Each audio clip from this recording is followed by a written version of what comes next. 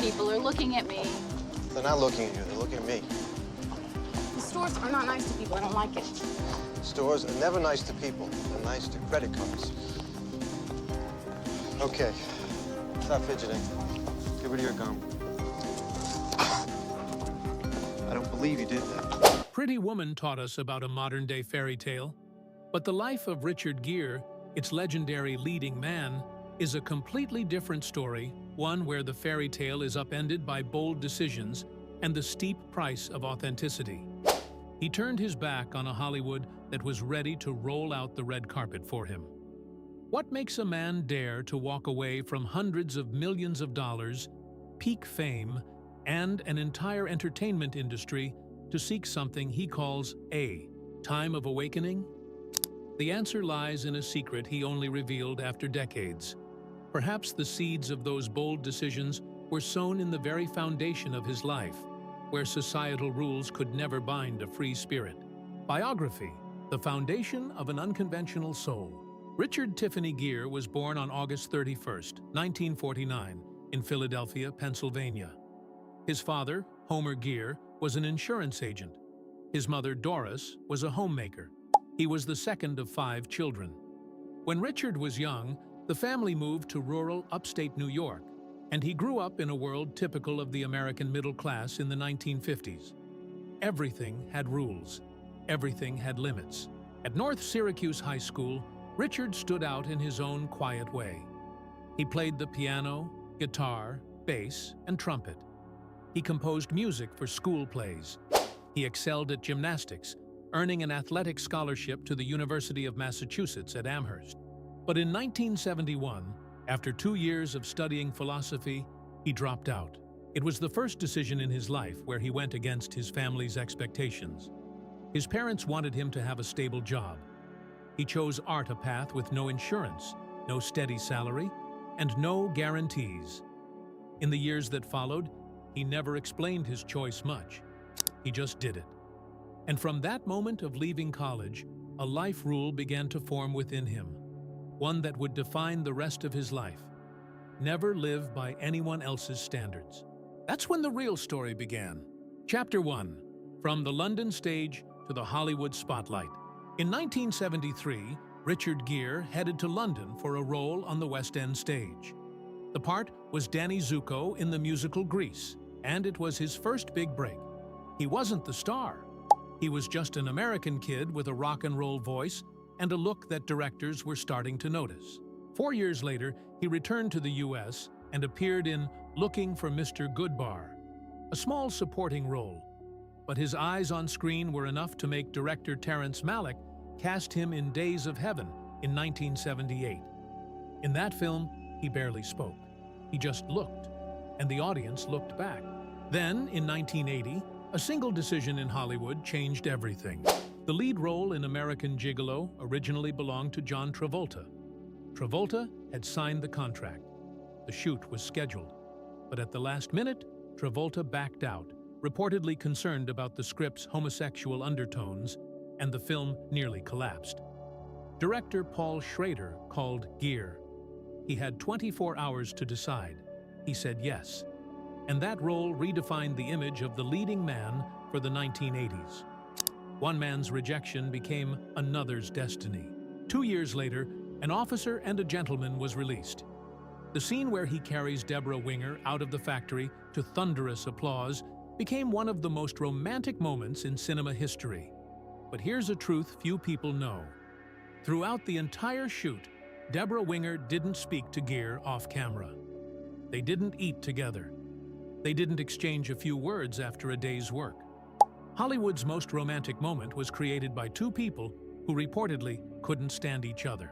Then came 1990, Pretty Woman. Few know that the original script was no fairy tale. Its first title was 3000, and it was a dark drama about a drug-addicted prostitute who is abandoned at the end. Gere had signed on for that version. When Disney bought the script and turned it into a romantic comedy, he refused to participate. During a meeting that day, Julia Roberts sat across from him and didn't argue. She just wrote 3 words on a slip of paper. "Please, say yes," he agreed. The film grossed over $463 million worldwide. It made Julia Roberts an icon, and it cemented Richard Gere in a role he would never fully escape: Hollywood's greatest romantic lead. Throughout the 90s and 2000s, he continued with hits like Runaway Bride, Chicago, Shall We Dance, and Arbitrage. He never chased blockbusters. He didn't take superhero roles. He chose scripts that demanded internal depth, roles that allowed him to be silent more than he spoke. But behind the fame, something else was growing within him, and it had nothing to do with cinema. Chapter 2: Heartbreakingly Beautiful Romances. Richard Gere's first significant relationship lasted 7 years with actress Penelope Milford during his years of obscurity. After Penelope came Sylvia Martins, a Brazilian artist who traveled with him to Tibet and introduced him to his Buddhist path. Then there were rumors about Barbra Streisand, a relationship neither ever confirmed. Later, in 2014, there was Padma Lakshmi, a romance that lasted 6 months and ended in silence. But 2 names defined his entire romantic life. The first was Cindy Crawford. They met in 1988 at a barbecue hosted by photographer Herb Ritz. He was 39 and had just broken free from the shadow of American Gigolo. She was 22 and on her way to becoming the most famous supermodel in the world. 3 years later, they eloped in Las Vegas. No lavish wedding dress, no Hollywood guests, just 2 wedding rings made from aluminum foil.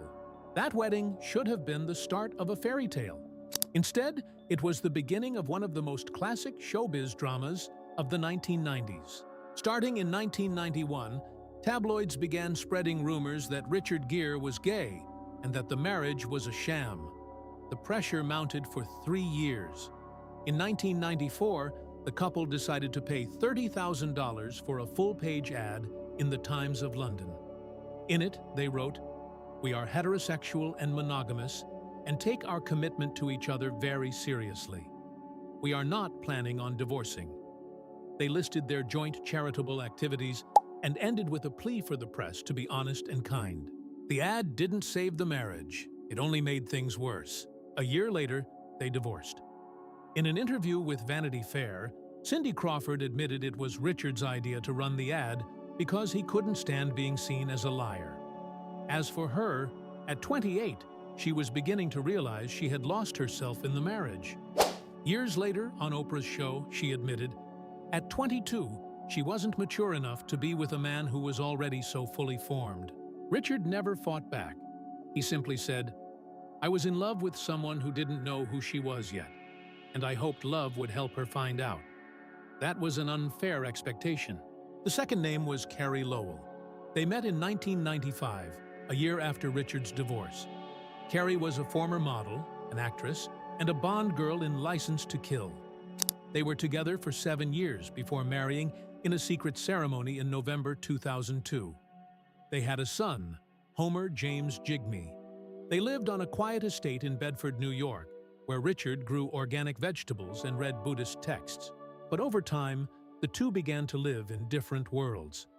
Carrie loved crowds, parties, and being social. Richard retreated deeper into meditation, silence, and trips to Tibet. There were no fights, no betrayal, just 2 people who slowly stopped understanding each other while living under the same roof. In 2013, they separated after 18 years together. But what shocked the public wasn't the split. It was the nearly 3-year legal battle over their $100 million fortune. In those court hearings, Richard, the man seen as a symbol of Buddhist calm, appeared tense and stressed. A paparazzi photo captured him pointing the sharp end of a black umbrella at the camera. That moment went completely against the gentle image he had built for decades. It was a crack. Even Buddhists can break. The divorce ended quietly, just as it had begun. Carrie did not receive the full amount she requested. Neither said another word about it. But everything you've just heard is only the prelude. It was nothing compared to what happened on a cold March night in 1993. The night Richard Gere spoke just 47 words and lost everything. Chapter 3: The shock that changed it all. The night was March 29th, 1993. The 65th Academy Awards were being broadcast live to over 1 billion viewers worldwide. Richard Gere walked on stage to present the award for Best Art Direction. On the teleprompter was an approved script. He didn't read it. Instead, he looked directly into the camera and said, "I'm sending my love and truth and a sense of sanity to Deng Xiaoping. I'm wondering if he would consider withdrawing his troops from Tibet and allowing these people to live as they're meant to live." The auditorium fell silent.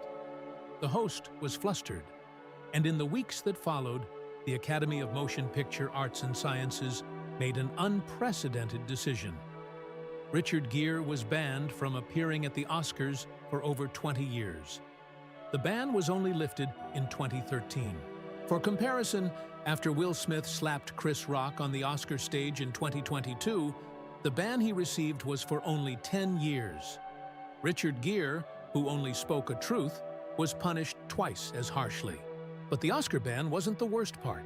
In the years that followed, Hollywood became increasingly dependent on the Chinese market. The major studios never said anything publicly, but projects with Gere attached started to disappear.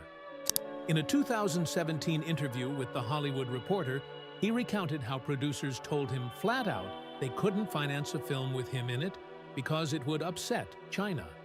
A Chinese director who had planned to work with him called him on a secure line. During the call, the director said that if he worked with Gere, he and his entire family would never be allowed to leave China again. Richard Gere wasn't just erased from Hollywood. He was erased from an entire country of 1.4 billion people. Then came 2007. At an HIV/AIDS awareness event in New Delhi, India, Gere embraced actress Shilpa Shetty and kissed her on the cheek several times in a friendly, Hollywood-style gesture. The reaction was beyond anything imaginable. Conservative and nationalist groups in India organized protests. His effigy was burned in the streets. A state court issued a warrant for his arrest on charges of public obscenity. Shilpa Shetty, the woman who was kissed, was also charged. In 2008, India's Supreme Court dismissed the charges against Gere, but it took Shilpa 15 years until 2022 to be fully exonerated. When the press asked him about the incident, Gere's response was brief. "I kissed her on the cheek. In America, it's a polite gesture. In India, I learned a different lesson. The harsh reality had become clear. A Hollywood star could be canceled for speaking one simple truth." Chapter 4. The Deliberate Retreat. Richard Gere didn't sue anyone. He didn't hold a press conference. He didn't go on television to defend himself. He didn't blame anyone. He just disappeared. He retreated to his estate in Pound Ridge, New York. He spent hours each day in meditation. He took long walks. He became a vegetarian. He read Buddhist scriptures. As Hollywood's calls became less frequent, he learned not to answer. When the major studios turned their backs, he turned to independent films. In 2014, he starred in Time Out of Mind, a film about a homeless man wandering the streets of New York. To prepare for the role, he did something no Hollywood star of his stature would dare to do. He disguised himself as a real homeless person. He went out onto the streets of Manhattan. He held a cup, asking for change. For several days, thousands of people walked past him. No one recognized him. No one stopped. Only one person, a French tourist, put some change in his cup and offered an apology. The man who once made millions of American women swoon had become invisible in his own country. In 1999, he founded the Richard Gere Foundation. It supports Tibetan causes, aids the homeless, and funds HIV programs in Africa. He doesn't host galas. He doesn't appear on magazine covers. He just does the work. In a rare interview, he said, "I'm not interested in going back to Hollywood. I'm only interested in how much time I have left to be truly awake." And just when he believed the rest of his life would be spent in silence, a woman walked in. Chapter 5. The Final Love. In October 2014, Richard Gere was staying at a small hotel in Positano, Italy. The hotel was owned by the Silva family. Their daughter, Alejandra, was recently divorced from billionaire Govind Friedland. and was living in Italy with her young son. The two had met briefly years before through mutual family friends. This time was different. Richard was 33 years older than Alejandra. She was hesitant. She didn't want to jump into a new relationship so soon after a divorce. But Richard didn't rush her. He sent flowers. He wrote handwritten letters. Every single day. They lived on different continents, but never let more than 20 days pass without seeing each other. There's a detail about Alejandra that few people know. She is the daughter of one of Spain's wealthiest families.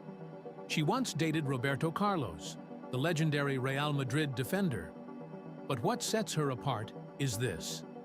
In 2015, she slept on the streets of Madrid for several nights to understand the experience of the homeless people her charity, Rice Fundación, was helping. She didn't need Richard's fame. She was wealthier than him. And that's precisely why he loved her. In April 2018, they held a Buddhist wedding ceremony at Richard's estate in Pound Ridge, attended by Tibetan monks. A month later, they hosted a small wedding party on Cinco de Mayo. In 2019, their first son, Alexander, was born. In 2020, their second son, James, arrived. At their home in New York, their neighbor is Martha Stewart. One time, Martha sent over a multi-layered caramel cake. Richard loved it, and later saw the recipe featured on her TV show. He called Martha and asked for it personally. The most romantic man in Hollywood, beloved by millions for decades, turned out to be a massive fan of caramel cake. Then, in late 2024, Richard Gere did something no American legend has done in a generation. He packed his bags, took his wife and 2 young sons, and left America. They moved to Madrid. On The Tonight Show, starring Jimmy Fallon in November 2024, Richard explained it simply. His wife is Spanish, her family is large and close-knit, and it was time for his children to grow up surrounded by them. He didn't talk about politics. He didn't talk about Hollywood. He just said the move was a decision about family. On her Instagram post for Richard's 75th birthday, Alejandra wrote, "After 11 years together, it still feels like the first day." In an interview with Hola, Spain in early 2025, he said simply, "We are happier than ever." Conclusion and legacy. The story of Richard Gere is not a tragedy. It's the story of a 22-year-old who dropped out of college to pursue art when his family didn't understand. It's the story of a Hollywood star at his peak who chose to speak the truth, knowing the price. It's the story of a man who watched his career be systematically dismantled and never once offered a defense. It's the story of a husband who wrote handwritten letters every day for years to the woman he loved. Hollywood wouldn't let Richard Gere live the way he wanted. So he left. Not in bitterness, not in resentment. He simply left. At 75, he didn't lose. He just chose a different life than the one the industry had written for him. If one day you had to stand between the spotlight and your true self, and those two paths could not merge, which one would you choose? Share in the comments the first time you saw Richard Gere on screen. Which of his roles has stayed in your heart all these years? And if you want to continue this journey with us, exploring more true stories of the legends who defined a generation, don't forget to like, subscribe, and hit the notification bell.